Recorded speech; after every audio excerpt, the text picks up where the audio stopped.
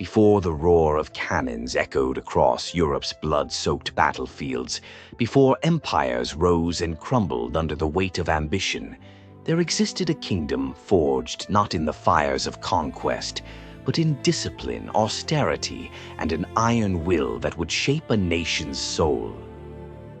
In the heart of northern Germany, nestled between the Elbe and Oder rivers, a ruler unlike any other ascended the Prussian throne in 1713, not with golden robes or poetic proclamations, but with a soldier's stride, a ledger in one hand and a cane in the other. His name was Frederick William I. To history, he would be remembered as the Soldier King. But that title barely scratches the surface of a man who transformed a fragmented, war-ravaged collection of duchies into the most disciplined military machine in Europe, not through grand wars, but through relentless order, obsessive control, and a vision so austere it bordered on fanaticism. This is not the story of a conqueror who sought glory on foreign soil. It is the story of a king who built an empire by drilling his own people into submission, who weighed every coin, counted every grain, and measured every inch of his soldiers' bodies as if they were instruments of state. His reign would lay the unshakable foundation for Prussia's future greatness and for the terrifying rise of a militarized German identity that would echo through centuries. Yet behind the stern gaze, the brutal punishments, and the towering Potsdam Grenadiers stood a deeply conflicted man, a devout Calvinist haunted by insecurity, a father tormented by his son's defiance, a ruler who despised luxury, yet created one of Europe's most efficient bureaucracies. In this deep, immersive journey, we descend into the mind, the court, and the cold, methodical world of Frederick William I, a king who never fought a major war, yet whose legacy would ignite them. Prussia in 1713 was not the Prussia of legend. It was modest, vulnerable, and overshadowed.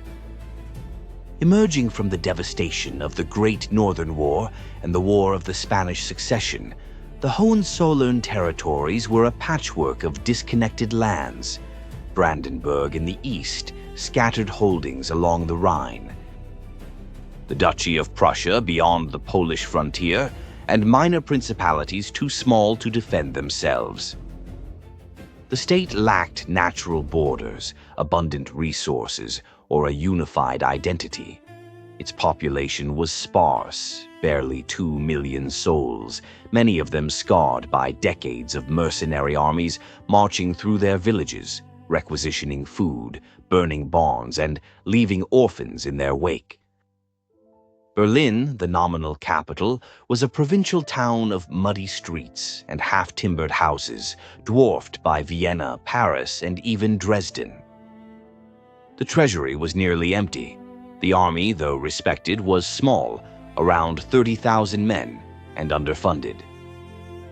And yet, within 30 years, this fragile entity would become the envy of Europe, not for its wealth or culture, but for its terrifying efficiency, its unbreakable discipline, and its army that could mobilize faster than any rival. The architect of this transformation was not a general in the field, but a king who rarely left his palace, who signed papers until midnight, who interrogated tax collectors in person, and who believed that the state existed not for the people, but the people for the state. Frederick William I inherited the throne at just 23 years old, following the death of his father, Frederick I, the first king in Prussia. He sold his father's jewels, dismissed hundreds of courtiers, shuttered the royal opera, and banned French fashion. He wore a simple blue military coat for the rest of his life.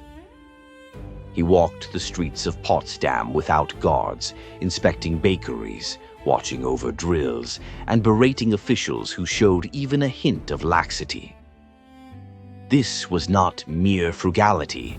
It was a philosophy of governance rooted in Calvinist rigor, pietist morality, and a near-pathological fear of chaos. To him, the state was a machine, and every citizen a cog, and if a cog failed, it would be replaced, often with brutal swiftness. But what drove such extreme control? To understand Frederick William I, one must look beyond policy and into personality. Born in 1688 during the 9 Years' War, he grew up in a court saturated with anxiety. His father, Frederick thus, was obsessed with gaining international legitimacy for his newly minted royal title, a title granted by the Holy Roman Emperor only on the condition that it applied solely to the Duchy of Prussia, not to Brandenburg, which remained an electorate.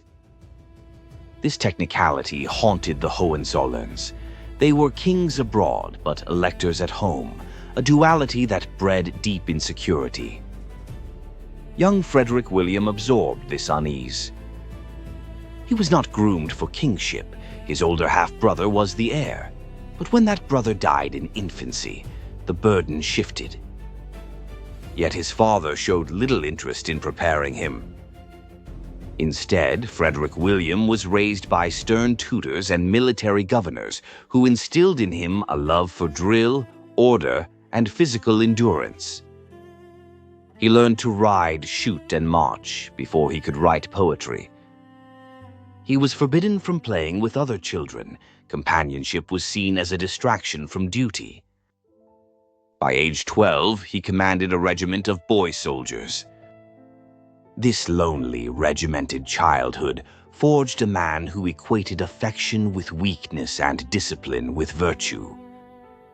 He would carry this worldview into his reign, applying it not only to his kingdom, but to his own family, with catastrophic consequences. His marriage to Sophia Dorothea of Hanover, sister of Britain's future King George II, was politically strategic but personally cold. He respected her intellect but distrusted her sociability. Worse, he saw in his eldest son, Crown Prince Frederick, everything he despised: refinement, artistic sensibility, a love of French literature and flute music. To the soldier king, these were not harmless quirks. They were signs of effeminacy, of moral decay, of a soul unfit to rule a warrior state. The clash between father and son would become one of the most tragic dynastic struggles in European history, a war not of armies, but of ideals, between the sword and the flute, between duty and desire, between Prussia as a barracks and Prussia as a beacon of enlightenment. Yet, for all his harshness, Frederick William I was not a tyrant in the traditional sense. He ruled not for personal enrichment, but for what he believed was the good of the state. He abolished torture in civilian courts, decades before most of Europe. He welcomed religious refugees, French Huguenots, Salzburg Protestants, offering them land, tax breaks, and autonomy, not out of tolerance, but because they were hardworking and obedient. He built schools, though only to produce literate soldiers and clerks. He reformed the tax system so thoroughly that Prussia became the only major European power to fund its entire army without foreign loans or crushing peasant levies. His General Directory, a centralized administrative body, became the model for modern bureaucracy. Every province, every village, every guild was catalogued, monitored, and accountable. Spies reported on officials. Farmers were fined for leaving fields fallow. Soldiers were measured weekly to ensure they hadn't lost weight. This was governance as surveillance, as engineering. And at its center stood the king himself, working 16-hour days, reviewing budgets line by line, personally approving promotions, even dictating the menu for military hospitals. He once fired a minister for using too much sealing wax on official letters. Another was imprisoned for misfiling a document. His obsession with detail was legendary. He kept a personal notebook listing every tall man in his kingdom, because height was the currency of his elite regiment, the Potsdam Giants. These were not ordinary soldiers, they were human monuments, men over 6 feet tall, extraordinary for the era, recruited from across Europe, purchased from other rulers, sometimes kidnapped from village fairs. Frederick William paid exorbitant sums, up to $4,000 for a single giant, more than most nobles earned in a decade. He treated them like prized livestock, housing them in special barracks, feeding them rich diets, and inspecting them weekly. Yet for all this investment, the giants never saw battle. They existed purely as symbols, as living proof that the King of Prussia could command nature itself. This paradox lies at the heart of Frederick William I's reign, a military monarch who avoided war. Unlike his contemporaries, Louis XIV, Peter the Great, Charles the Fonte of Sweden, he never led an army into combat. He preferred diplomacy, bluff, and calculated neutrality. When the Great Northern War raged around him, he stayed out, preserving his army. When the War of the Polish Succession erupted, he remained aloof. Only once did he threaten force, during the 1720 Treaty of Stockholm, when he leveraged his growing army to secure Swedish Pomerania without firing a shot. His strategy was simple: build such a formidable military reputation that no one would dare attack. And it worked. By 1740, Prussia's army had grown to 83,000 men, second only to France in size, but far more disciplined and ready. More astonishingly, it consumed only 70% of the state budget, whereas in France it was over 90%. This efficiency was his masterpiece. But it came at a human cost rarely acknowledged. Peasants were conscripted for life. Desertion was punished by flogging or execution. Entire villages were uprooted to populate underdeveloped regions. The state's motto might as well have been, "You will serve whether you like it or not." And yet, paradoxically, many subjects admired him. He was seen as just, harsh but fair. He ate the same food as his soldiers. He lived in modest rooms. He visited plague victims. He wept openly at funerals. This blend of severity and humility created a cult of paternal authority. The king as stern father, the people as obedient children. It was a model that would define Prussian and later German political culture for 2 centuries. But beneath this iron exterior, cracks were forming. The crown prince, Frederick, was growing into a young man of sharp intellect and simmering resentment. Educated in secret by French tutors, he devoured Voltaire, played the flute with virtuosic skill, and dreamed of a kingdom ruled by reason, not drill. His father saw this as treason. Their confrontations grew violent, beatings, public humiliations, even imprisonment in the fortress of Kustrin. In 1730, Frederick attempted to flee to England with his friend Hans Hermann von Katte. They were caught. The king, in a rage, forced Frederick to watch as Katte was beheaded, a punishment meant to break his spirit. It nearly did. Frederick collapsed, fainted, and was placed under house arrest. Yet from this trauma emerged a transformation. Under pressure, Frederick began to study statecraft, military theory, and economics, not out of love, but survival. He learned to mimic his father's language of duty, even as he secretly plotted a different Prussia. The king, sensing this shift, slowly relented. He granted Frederick an estate at Rheinsberg, where the prince could indulge in music and philosophy, so long as he married and produced an heir. The uneasy truce held, but both knew when the old king died, everything would change. And so the stage was set, not for war, but for revolution from within. The soldier king had built a fortress of discipline, but within its walls, a new kind of ruler was waiting, one who would take the army his father forged and unleash it upon Europe. The question was not whether Prussia would rise, but how and at what cost. The final years of Frederick William I's reign were marked by physical decline and spiritual torment. Plagued by porphyria, a painful genetic disorder that caused seizures, abdominal agony, and mental instability, he became increasingly irascible, yet never ceased working. He signed decrees from his sickbed. He dictated troop rotations while vomiting from pain. He refused opium, calling it the devil's comfort. His last major act was to finalize the marriage of Crown Prince Frederick to Elizabeth Christine of Brunswick-Bevern, a union of pure political calculation, devoid of affection. He died on May 31st, 1740, at age 51, exhausted but satisfied. On his deathbed, he reportedly said, "I have done my duty."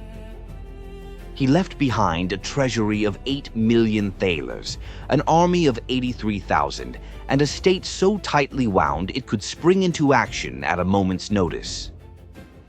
Within months, his son would use that army to invade Silesia, igniting the War of Austrian Succession and announcing Prussia's arrival as a great power. Frederick the Great would become legend, but he stood on the shoulders of a father who built the machine he would drive into history. Yet the soldier king's legacy is more than just military.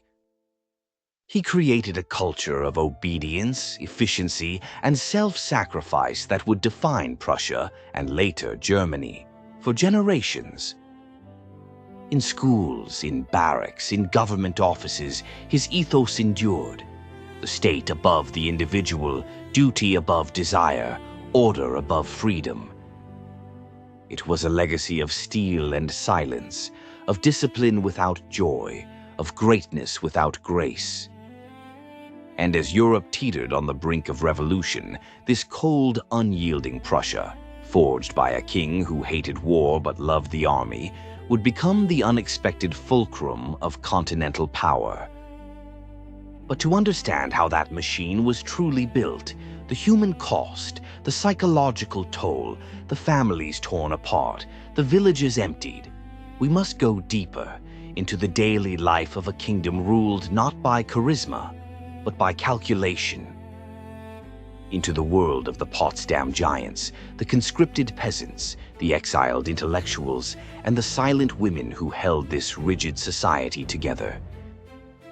For the story of Frederick William I is not just about a king. It is about the birth of a system that would shape the modern world. Imagine a world where your body is not your own, where your height, your strength, even the shape of your skull determines your worth to the state. Where recruiters prowl marketplaces like slave traders, scanning crowds for men over 6 feet tall, offering silver for flesh, promising glory while delivering chains. This was not fantasy. It was reality in early 18th century Prussia, under the reign of a king so obsessed with physical perfection that he turned human beings into collectible artifacts. His name was Frederick William I, and his obsession had a name: the Potsdam Giants. More than a military unit, more than a vanity project, the Giants were a living manifesto, a declaration that the King of Prussia could command not only loyalty but biology itself. He spent a fortune greater than most royal weddings to assemble this regiment of human titans, scouring Europe from the Scottish Highlands to the Balkans, bribing, coercing, and sometimes abducting men who met his exacting standards. One Dutch mayor sold 7 of his tallest citizens for a barrel of gold. A Swedish captain traded a 6'4" infantryman for a team of horses. In Russia, agents combed monasteries, believing monks were taller due to prayer and solitude. And in the villages of Brandenburg, mothers hid their sons when the king's recruiters came, knowing that once taken, they would never return to plow the fields or marry the girl next door. The giants were forbidden to marry, lest their valuable height be diluted, or even to leave Potsdam without permission. They lived in gilded cages, fed rich diets of meat and beer, inspected weekly by the king himself, who would walk among them like a breeder assessing prize bulls. Yet for all this investment, they never marched to war. They never fired a shot in anger. They existed purely as spectacle, as a symbol of the king's absolute power over nature, over fate, over the very architecture of man. And in their silent, towering presence, we see the terrifying logic of Frederick William I's rule. The human being as raw material, the citizen as instrument, the state as divine machine. But the giants were only the most visible manifestation of a system that touched every corner of Prussian life. Not through conquest, but through relentless, grinding control. At the heart of this system was the canton system, a revolutionary method of military recruitment that abolished the old reliance on mercenaries and bound every Prussian male directly to the army. Introduced in 1733, it divided the kingdom into 28 military districts, or cantons. Each canton was responsible for supplying a quota of soldiers based on population. Every able-bodied male between the ages of 18 and 40 was registered, inspected, and assigned a number. For 3 months each year they trained. For the rest, they returned to their farms or trades, but they remained soldiers for life, liable to be called at any moment. This was not conscription as we know it. It was total integration of civilian and military life. A farmer was not just a farmer, he was infantryman, 142 of the Kurmark canton. A blacksmith was artilleryman, 289 of the Pomeranian canton. The state knew where he lived, how many children he had, how much grain he harvested. His body, his labor, his future, all belonged to Prussia. Desertion became almost impossible. Neighbors would report absentees, knowing their own quotas would suffer. And punishment was swift, public flogging, branding, or execution. Yet strangely, rebellion was rare. Why? Because the system offered something in return: stability. In an age when famine, banditry, and arbitrary justice plagued much of Europe, Prussia offered predictability. Taxes were high but fair. Justice, though harsh, was consistent. The army provided a pension, however meager. For many peasants, especially refugees fleeing religious persecution, this rigid order was preferable to chaos. Frederick William I understood this. He did not rule through terror alone, but through a covenant. Obedience in exchange for security, discipline in exchange for dignity. This covenant extended into the economy, where the king acted as both regulator and entrepreneur. Deeply influenced by mercantilist theory, the belief that national power depended on accumulating bullion and achieving self-sufficiency, he launched an unprecedented campaign of state-led industrialization. He founded textile mills in Berlin to reduce dependence on French luxury goods. He subsidized wool production, mandating that every household keep a certain number of sheep. He drained swamps in Oderbruch to create arable land, resettling thousands of displaced Protestants from Salzburg and Switzerland on these new farms. These colonists, as they were called, were given tax exemptions, building materials, and seed grain, but in return they had to swear lifelong loyalty to the crown and serve in the militia. The king personally reviewed their applications, often adding handwritten notes. This family has strong sons, assigned to Canton 7. wife is weaver, grant loom subsidy. Nothing was left to chance. Even fashion was regulated. In 1719, he banned all imported lace, silk, and French-style wigs, declaring them poisons to thrift and virtue. Nobles who defied the ban were fined or publicly shamed. The goal was not austerity for its own sake, but the redirection of wealth into productive channels, into the army, into infrastructure, into the future strength of the state. And it worked. By the 1730s, Prussia was largely self-sufficient in food, wool, and basic manufactures. Its roads, though still primitive, were better maintained than those of Austria or Russia. Its postal system was the fastest in Germany. Its bureaucracy, staffed by educated commoners rather than hereditary nobles, was efficient, incorruptible, and utterly devoted to the king's vision. This was the quiet revolution, not with guillotines or manifestos, but with ledgers, land surveys, and standardized weights and measures. Yet this revolution had a dark underbelly, one that revealed the limits of the king's famed fairness. For all his protection of Protestant refugees, Frederick William I had little patience for Catholics or Jews. While he permitted Jews to live in Prussia under strict regulations, they needed special protection letters, paid extra taxes, and were confined to certain professions, he viewed them with suspicion as outsiders who could never truly belong to his Protestant warrior state. In 1714, he issued the Regulation on the Jews, which limited their numbers, forbade them from owning land, and required them to wear identifying marks in some towns. His attitude was pragmatic, not genocidal, but it entrenched a legal inferiority that would persist for generations.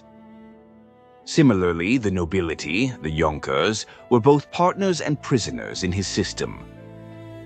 He needed their cooperation to administer the countryside and lead the army, so he granted them near absolute authority over their serfs. In return, he demanded that their sons serve as officers. This bargain created a unique Prussian aristocracy, not idle courtiers like in France, but soldier bureaucrats who lived on estates, drilled their peasants, and reported directly to the king. They were the backbone of the canton system, the enforcers of discipline in the countryside. But they chafed under the king's scrutiny. He audited their accounts, punished them for mistreating serfs, not out of compassion, but because abused peasants made poor soldiers, and once had a count flogged for drunkenness. The Junkers tolerated this because the system elevated their status. They became indispensable to the state. But resentment simmered beneath the surface, a tension between feudal privilege and royal absolutism that would shape Prussian politics for a century. And then there was the family, the royal family, as both microcosm and battleground of the king's ideology. His marriage to Sophia Dorothea of Hanover was a union of duty, not love. She was intelligent, cultured, and politically astute, qualities he respected but feared. She hosted salons where French was spoken, music played, and Enlightenment ideas discussed. To Frederick William, this was dangerous decadence. He banned her from court events, restricted her spending, and once confiscated her correspondence with her brother, the British king. Their relationship became a cold war of protocol and silence. But it was with his children that his ideology turned most destructive. He had 14, but only 10 survived infancy, a common tragedy of the era, yet one that deepened his obsession with control. He raised them with military rigor. Boys drilled daily, girls taught needlework and household management. Physical affection was discouraged, emotional vulnerability was weakness. His daughters were married off as diplomatic pawns, some to Sweden, some to Saxony, always with an eye to Prussian interest. But it was Crown Prince Frederick who bore the brucillating weight of his expectations. From childhood, the prince showed brilliance, but in the wrong directions. He wrote poetry, played the flute, admired French philosophy. His father saw this as betrayal. The king's solution was brutal re-education, beatings, isolation, forced labor. When Frederick was caught reading Locke instead of drill manuals, his books were burned. When he was found sketching instead of fencing, his fingers were wrapped with a ruler. The king even appointed a companion to spy on him, a brutish cadet named von Dosso, ordered to report every lapse in discipline. This psychological warfare nearly broke the prince.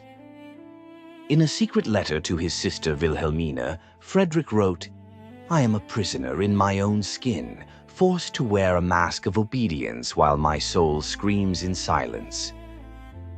The breaking point came in 1730, when Frederick, aided by his friend Cotta, attempted to flee to England. Their capture triggered one of the most harrowing episodes in royal history. The king, consumed by rage and humiliation, subjected his son to military court. Cotta was sentenced to death.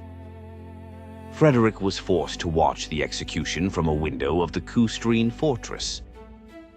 The trauma was profound, but it was also transformative. In the aftermath, Frederick began to play the long game. He studied Machiavelli. He memorized troop formations. He learned to speak the language of duty while nurturing the soul of an artist. Slowly, cautiously, he rebuilt trust.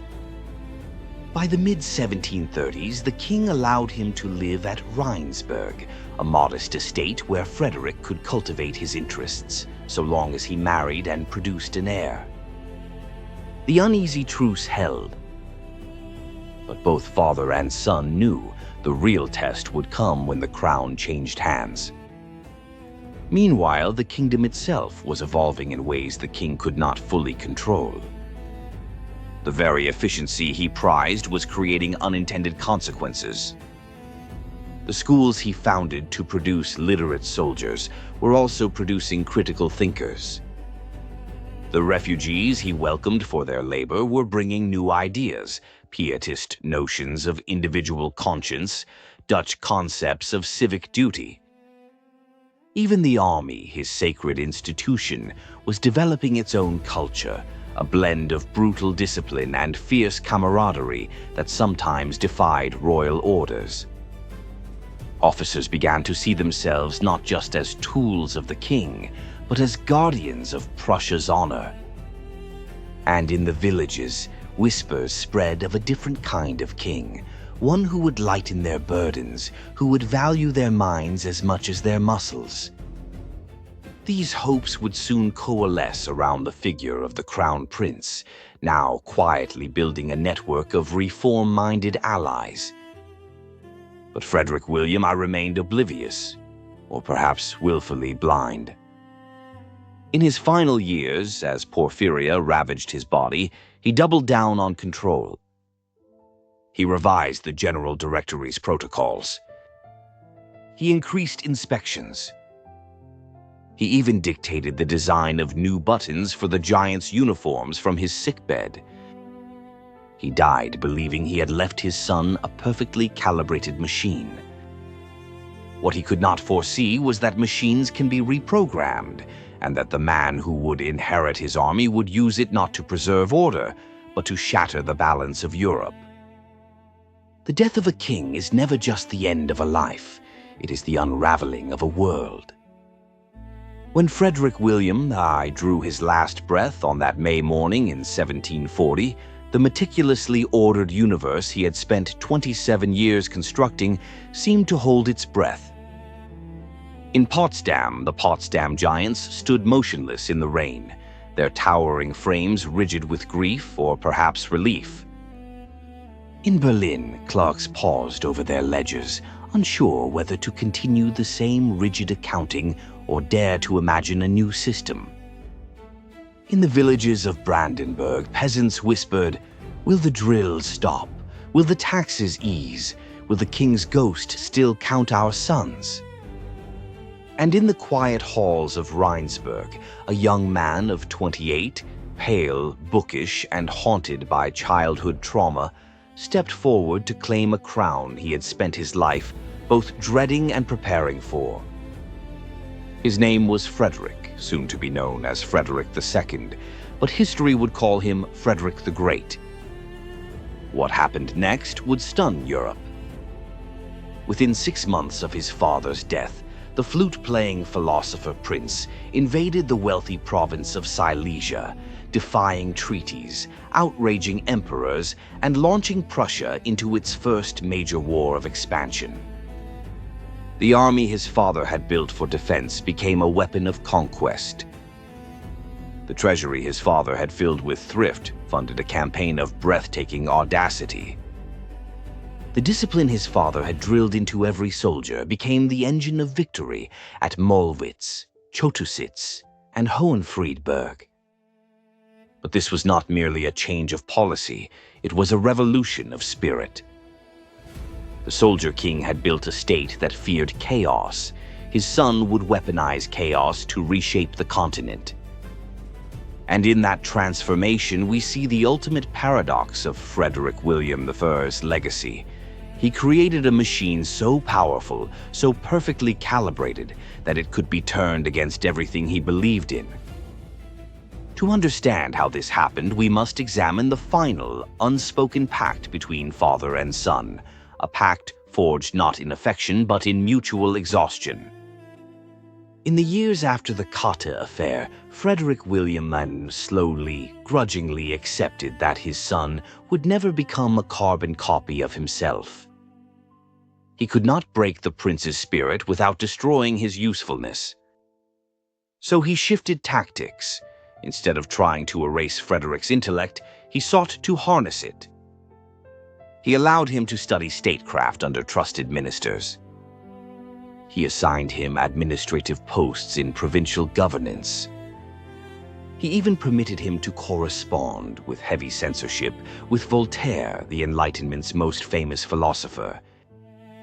This was not forgiveness, it was strategic adaptation. The king knew his own mortality. He needed an heir who could command respect abroad and loyalty at home. And so, in a twisted act of love, he gave his son the tools to rule, while still demanding outward conformity. Frederick, for his part, learned to perform obedience.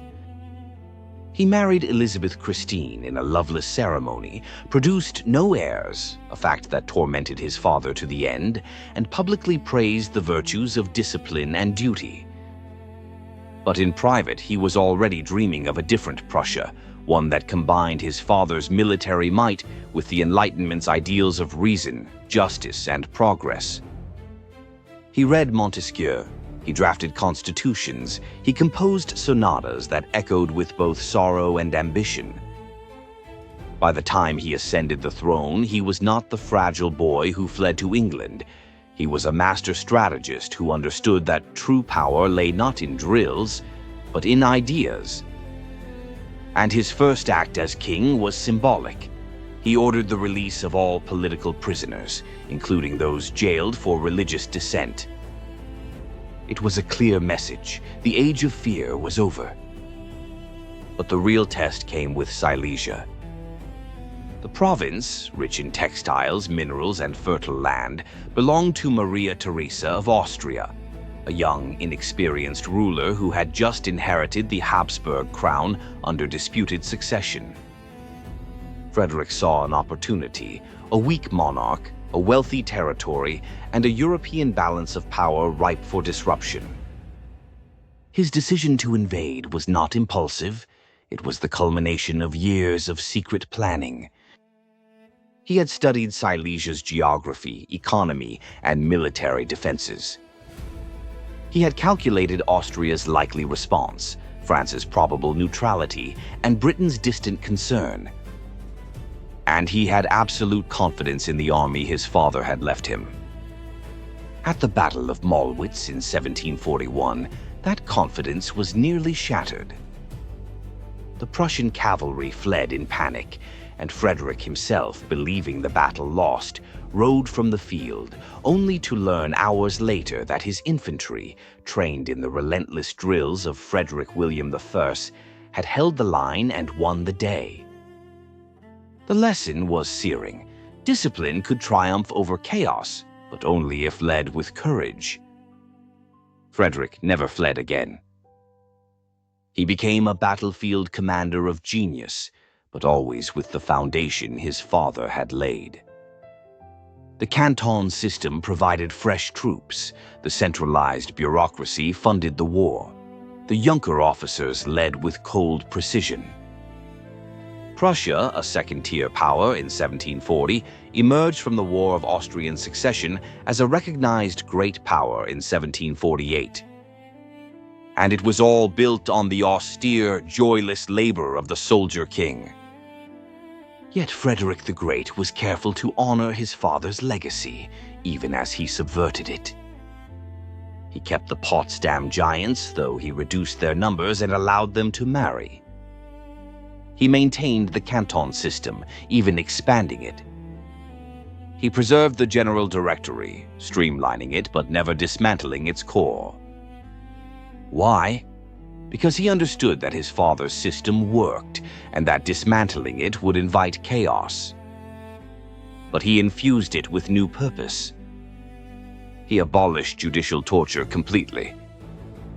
He promoted religious tolerance, declaring, "In my kingdom, everyone can go to heaven in his own fashion." He patronized the arts, built Sanssouci Palace, and hosted Voltaire at court. Where his father saw music as decadence, he saw it as civilization. Where his father saw philosophy as distraction, he saw it as guidance. This duality, militarism and enlightenment, steel and silk, would define Prussia for the next 150 years. But it also created a dangerous illusion that a state could be both ruthlessly efficient and morally progressive. In reality, the two often clashed. The same bureaucracy that funded schools also enforced conscription.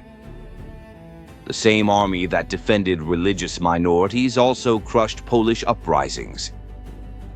The same king who wrote essays on liberty kept his own people under surveillance.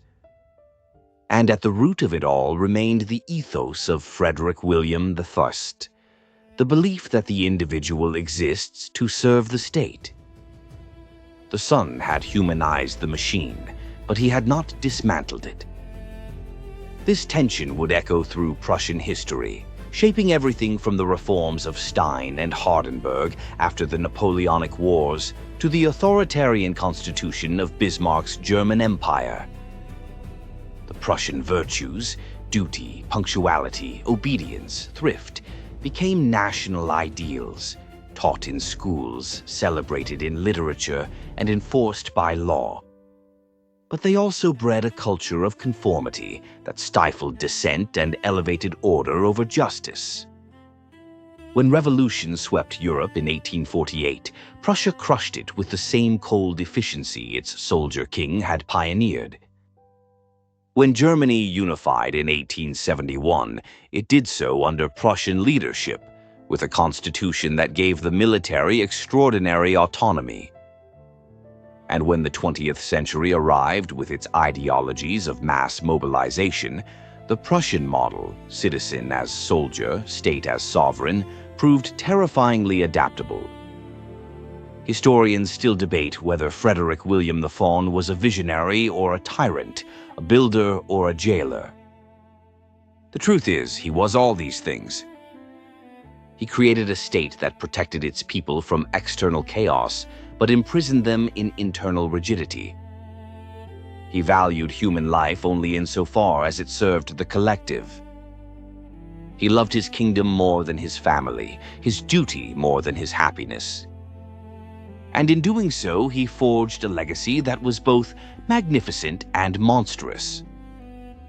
But to truly grasp the human cost of his reign, we must listen to the voices history has silenced, the women who managed households while their sons were conscripted, the peasants who toiled under Junker lords, the giants who lived as living statues, the Jewish families who paid extra taxes just to exist. We must imagine the mother in Pomerania who gave birth to a son over 6 feet tall and knew, even as she held him, that the king's agents would come for him one day. We must hear the flute music Frederick played in secret at Rheinsberg, not as rebellion, but as lament for a world that could not hold both discipline and beauty. And we must stand in the courtyard of Kustrin, where a young prince watched his best friend die, and understand that trauma can either break a man or forge him into something new. Frederick William I did not live to see what his son would do with his inheritance. But in a sense, he didn't need to. He had built a system so durable, so deeply embedded in the fabric of Prussian life, that it would outlive kings, wars, and even empires. It would survive the defeat at Jena, the humiliation of 1806, the revolutions of 1848, the unification of Germany, and the catastrophe of 2 world wars. Only in 1947, in the winter of 1740, as snow blanketed the fields of Brandenburg and the bells of Potsdam tolled for a dead king, such a moment arrived. The rigid, unforgiving order of Frederick William I, the drills at dawn, the tax collectors at noon, the king's spies in every tavern, did not vanish overnight. But something had changed. The air felt lighter, as if a great weight had been lifted. In the barracks, soldiers whispered that the new king played the flute. In the villages, farmers dared to hope that the spring conscriptions might be delayed. In Berlin's coffee houses, young men read pamphlets by Locke and Voltaire, no longer fearing the knock at the door. And in the royal palace, a man who had spent his youth in fear now walked the halls with quiet resolve, his eyes fixed not on ledgers, but on horizons. This was not merely a change of ruler, it was the birth of a new idea, that a state could be both strong and humane, disciplined and free, feared and admired. The legacy of the soldier king had not been erased, it had been reinterpreted. And in that reinterpretation lies one of history's most profound ironies, that the most austere, joyless monarch in Europe had, through sheer force of will, created the very conditions for Prussia's enlightenment, for its golden age, for its rise as a beacon of reason in an age of absolutism. But this transformation was not inevitable. It required a son who had suffered under his father's system to understand its flaws, and the genius to mend them without breaking them. And it required a people who, after decades of discipline, were ready not for rebellion, but for renewal. The story of Frederick William I, then, is not just the story of a king. It is the story of how systems outlive their creators. The canton system, the general directory, the Potsdam Giants. These were not mere curiosities, they were the blueprints of modern governance. The idea that a state could collect data on every citizen, allocate resources with mathematical precision, and integrate military and civilian life has become the foundation of the modern nation-state. From census bureaus to draft boards, from tax codes to public health departments, the logic of Frederick William I echoes in institutions we take for granted. Even his obsession with human capital, the belief that a population's value could be measured, optimized, and deployed, prefigures the metrics-driven governance of the 21st century. He was, in many ways, the first technocrat king, not ruling by divine right alone, but by data, efficiency, and systemic control. And yet, his story is also a warning. For every benefit his system delivered, stability, security, upward mobility for commoners, it exacted a hidden cost: the erosion of individual autonomy, the suppression of dissent, the equation of human worth with utility to the state.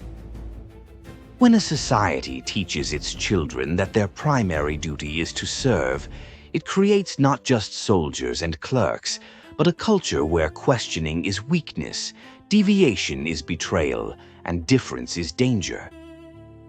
This is the dark lineage of Prussian discipline, a lineage that would culminate not in flutes and philosophy, but in the rigid hierarchies and blind obedience that enabled the catastrophes of the 20th century.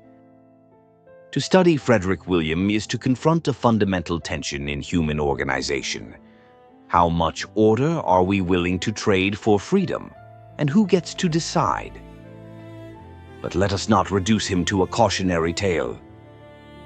The Soldier King was also a man of profound contradictions, deeply religious yet violently temperamental, frugal yet willing to spend fortunes on human oddities, authoritarian yet capable of surprising mercy. He wept when his soldiers died in training accidents. He personally visited plague victims in Berlin, ignoring courtiers who warned of contagion. He once pardoned a deserter who returned to care for his dying mother, saying, "Even the state must bow to filial love." These moments reveal a conscience beneath the rigidity, a recognition that even machines have human hearts. And it was this duality that made his system survivable. Had he been purely cruel, Prussia would have collapsed into rebellion. Had he been purely gentle, it would have been swallowed by its neighbors. His genius, flawed, brutal, and incomplete, was in finding a third way, a state that demanded everything but gave just enough in return to earn loyalty. And in that balance, he created something rare, a government that was feared by enemies and respected by its own people. This is why, even today, historians return to his reign, not to glorify his methods, but to understand how fragile states can be transformed through willpower, vision, and unbearable sacrifice. Now, as we stand in our own age of upheaval, of pandemics, polarization, and eroding trust in institutions, the lessons of Frederick William I feel startlingly relevant. We live in a world that craves both security and freedom, efficiency and empathy, data and dignity. We debate how much surveillance is too much, how much taxation is fair, how much discipline is necessary for a functioning society. We watch as nations oscillate between authoritarian control and chaotic permissiveness, searching for a middle path that seems increasingly elusive. In this light, Prussia's 18th century experiment offers no easy answers, but it does offer a mirror. It shows us what happens when a leader decides that order must come before all else, and what happens when his successor dares to imagine that order and humanity can coexist. It reminds us that systems are not neutral, they carry the values of those who build them. And it warns us that even the most well-intentioned machinery of governance can become a cage if it forgets the souls it was meant to serve. So where does this leave us? With a story that began in the muddy streets of post-war Berlin and ended on the battlefields of Europe's great wars. A story of a king who never fought but built an army that would conquer continents. Of a father who broke his son but gave him the tools to heal a nation. Of a system that saved a people but nearly destroyed their spirit. It is a story without clear heroes or villains, only choices and consequences. And it is a story that continues, not in the ruins of Potsdam or the archives of Berlin, but in every society that struggles to balance the demands of the collective with the dignity of the individual. The Soldier King is gone, his giants have turned to dust, his ledgers have yellowed, but his question remains echoing across centuries.